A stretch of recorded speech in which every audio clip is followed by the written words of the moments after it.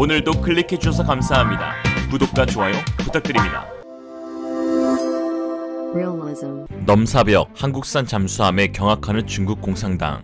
누구도 하지 못한 세계 최초의 성공에 세계 해양판도 뒤바뀌다. 최근 인도는 중국을 겨냥한 군사력 강화에 박차를 가하고 있습니다. 핵무기를 탑재해 중국 전역을 타격할 수 있는 대륙간 탄도미사일을 완성했으며 동시에 미국으로부터 대규모 신형 전투기를 도입했고 한국의 K9 자주포를 들여와 최근 100문의 실전 배치를 완료했으며 156문의 추가 도입 사업도 진행 중입니다. 국방 전력 현대화를 통해 유사시 중국과 맞붙어도 결코 밀리지 않겠다는 나렌드라 모디 총리의 의지가 반영되었습니다. 특히 인도는 최근 군의 역량을 해상 전력 강화로 집중하고 있는데요. 이달 초 인도 해군 동부함대 소속 군함 4척을 남중국해, 동남아시아, 서태평양 등으로 파견하기도 했습니다. 파견 지역에서 눈에 띄는 곳은 바로 남중국해, 중국이 만행을 벌이고 있는 곳이죠. 그곳에서 영국 퀸 엘리자베스 항공모함 전단이 인도와 함께 공동훈련을 진행하여 중국이 발작 버튼을 일으키기도 하였습니다. 미쳐가지고 영국에게 매맞기를 애걸하는 창렬하고 비난했는데요. 아편전쟁에서 털린 지 얼마 됐다고 그새 까먹고 깝죽대죠. 이처럼 중국이 눈에 뵈는 게 없자 인도 해군은 프로젝트 7호 구상으로 원자력 잠수함 6척, 재래식 잠수함 18척 등 잠수함 24척을 도입하는 장기 계획을 세웠습니다. 2014년부터 재래식 잠수함 기술 도입 사업을 본격 진행해 1차 사업으로 프랑스의 스코르펜급 잠수함 6척을 도입했는데요. 그러나 이 잠수함에는 치명적인 단점이 있었습니다. 함내에 수중 지속 자막 능력을 끌어올리는 공기부료 추진 시스템이 없어 대양에서의 작전 능력이 지극히 떨어진다는 것입니다. 가격이 싼 것도 아닌데도 말이죠. 따라서 인도는 외국의 우수 업체를 통해 고성능 AIP 잠수함 6척을 도입하는 프로젝트 7호I 사업을 진행하게 되었습니다. 4,300억 루피, 약 6조 5천억 규모 사업으로 인도 해군에 차세대 중형 잠수함 6척을 도입하는 것인데요. 이미 세계에서 내놓으라 하는 유명 잠수함 메이커 업체 5곳이 출사표를 던진 상태입니다. 바로 러시아의 로스보론 엑스포트, 스페인의 나반티아, 프랑스의 나발, 독일의 티슨크루프, 그리고 세계 1위 조선기업 한국의 대우조선해양입니다. 인도군이 요구하는 신형 잠수함의 수주 조건의 핵심은 바로 뛰어난 AIP 시스템과 미사일 발사 능력, 그리고 가격 경쟁력입니다. 이번 잠수함 수주전의 안주인은 프랑스의 나발그룹입니다. 이미 잠수함 도입 1차 사업을 수주한 인연으로 인도 해군과 긴밀한 협력 관계를 맺고 있는데요. 그러나 높은 가격에 인도 측의 반발이 심해 수주에 어려움이 있을 것이란 평가입니다. 나발이 호주에 공급하고 있는 잠수함이 인도 측 요구와 비슷한 스펙으로 직접 도입비만 척당 3조 원이 넘는 가격입니다. 6.5조 원에 6척을 도입해야 하는데 말이 안 되죠. 독일 티센크루프는 214급의 개량형, 216형과 218형을 인도 측에 제안했습니다. 성능은 그저 그런 수준으로 평가되는데 역시나 1조 733억 원이 넘는 고가입니다. 또한 지상 타격 능력도 떨어져 인도 해군이 그다지 눈여겨보고 있지 않다는 분석입니다. 스페인 나반티아 조선소가 제안한 잠수함은 자국 3200톤급 잠수함 S80 플러스입니다. 그러나 S80 플러스의 모체인 S80급 잠수함 성능이 현저히 떨어져 조롱까지 받고 있는 실정인데 해당 모델을 기반으로 사실상 선체 크기만 키운 것이 S80 플러스급이라 이쪽으로는 관심도 안 가질 것으로 보입니다. 러시아의 국영무기 수출업체 노스보로 넥스포트는 인도 측에 암으로 1650평 잠수함을 제안했습니다. 그러나 당장 러시아 해군에서도 이 잠수함에 대한 신뢰성 문제가 불거지고 있고 무엇보다 중국이 해당 모델을 이미 도입한 상태라 인도가 채택할 가능성은 없어 보입니다. 이렇게 말하니 리얼리즘 너는 뭐 다른 나라 잠수함은 다 안 좋다고 하고 결국은 한국 잠수함만 최고라고 말하려고 하지 라고 하실 수 있는데 네 맞습니다. 뭐 어떡해요. 팩트인데 MSG 빼고 국뽕 빼고 우리나라 잠수함이 모든 면에서 완벽에 가까운 퍼포먼스를 보이고 있습니다. 대우조선해양은 작년 메덱스에서 이번 수주에 참가할 DSME 3000 모형과 재원을 전격 공개했는데요. 성능과 가격, 계약 조건 면에서 경쟁사 4개 후보를 압도한다는 평을 받고 있습니다. DSME 3000은 한국 해군이 인도를 앞두고 있는 도산 안창호급의 신기술을 대거 접목한 중형 잠수함입니다. 체급은 길이 83.5m, 너비 9.7m, 수중 배수량 3,700톤으로 도산 안창호급과 거의 유사합니다. 다만 최신형 리튬이온 배터리 기반 공기부료 추진 체계를 탑재했습니다. 기존의 구형 납배터리와 비교해 부피 4분의 1, 무게 5분의 1에 불과하지만 에너지 저장 밀도는 2배 이상 높습니다. 리튬이온은 잠수함의 자망 기간을 획기적으로 높이는 차세대 에너지원으로 각광받고 있는데요. 그 덕에 DSME 3000은 최소 1개월가량 지속 자망 능력을 갖췄습니다. 공격 능력도 타 잠수함에 비교해 발군의 성능을 보유하고 있는데요. 탑재된 어뢰 발사관은 경쟁 모델들과 차별화된 ATP 방식입니다. ATP 방식은 기존 어뢰 발사 방식에 비해 발사 속도가 빠르면서도 소음은 적습니다. 미국 시울프급과 같은 고성능 잠수함에 적용된 기술입니다. TSME-3000은 이 어뢰 발사관의 현존 최강 어뢰인 사거리 50km급 범상어와 최신형 하푼블록2 잠대함 잠대지 겸용 미사일을 탑재합니다. 뭐 한국의 미사일 능력이야 말할 것도 없이 검증이 끝났다고 볼 수 있죠. 인도가 정 못 믿겠으면 중국에 몇 발 쏴봐도 좋습니다. 거기에 대우조선해양만이 갖는 히든카드가 있습니다. 바로 잠수함 발사 탄도미사일 SLBM입니다. TSME-3000은 도산 안창호급과 마찬가지로 6발의 현무투 SLBM을 탑재할 수 있습니다. 인도와 한국이 좌우로 중국 본토를 겨냥할 생각을 하니 설레서 잠 못 자겠네요. 즉 이변이 없다며 6조 5천억 원 규모의 인도 프로젝트 시로아이 사업에서 한국형 잠수함이 승전보를 올릴 것이라는 기대가 큰 상황입니다. 최근 인도에서 한국산 무기의 품질은 물론 한국 인도 방위산업 협력을 두고 호평이 이어지고 있는 것도 긍정적인 여건입니다. 모디 총리가 K9 저주포 빠돌이로 유명하죠.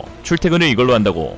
한국형 잠수함이 인도양과 벵골만, 남중국해와 태평양까지 중국 해군이 가는 곳곳마다 강력한 억제력을 발휘할 것으로 보입니다. 현재 중국은 2010년대부터 함정 현대화의 착수에 자국 기술로 구축함과 잠수함, 항공모함 등을 건조하며 해군력을 늘려왔습니다. 2013년에는 핵추진 잠수함을 처음으로 인도양에 파견했고 2017년에는 인도와 인접한 스리랑카 한반토타 항구 운영권을 99년간 확보하는 등 해양 거점 확보에도 적극적입니다. 중국은 인도 주변국에 잠수함 수출도 늘리고 있는데요. 2017년 4월 태국의 재래식 잠수함 한척 판매 계약을 체결했으며 인도와 마찰을 빚고 있는 파키스탄도 2015년 시진핑이 방문했을 때 잠수함 8척 도입을 추진하기로 하였습니다. 방글라데시도 중국산 잠수함 2척을 구매했죠. 방글라데시, 파키스탄 등은 잠수함 운용 과정에서 중공군 교관과 기술자가 파견되는데 이를 통해 잠수함이 인도양과 남중국해 작전 과정에서 필요한 해저지도, 함정 소리, 해수 상태 등에 대한 방대한 정보를 확보할 수 있습니다. 이들 국가의 주요 항구는 중국산 잠수함이 정박할 수 있는 시설과 보급 설비를 갖추게 됩니다. 이는 중국 잠수함 기항지가 늘어나는 결과를 초래하는 것으로 인도로서는 중국에 포위당하는 위험에 노출될 수도 있는 것이죠. 그러나 대다수의 전문가들은 중국산 잠수함은 실제 작전을 수행하기조차 어려울 정도의 처참한 기술력을 갖고 있어 실질적인 위협이 되지 않는다고 평가하고 있습니다. 중국 잠수함의 소음이 너무 심해 일본 해상자위대에 발각돼 이틀간 쫓겨다니는 수모를 겪은 적이 있는데요.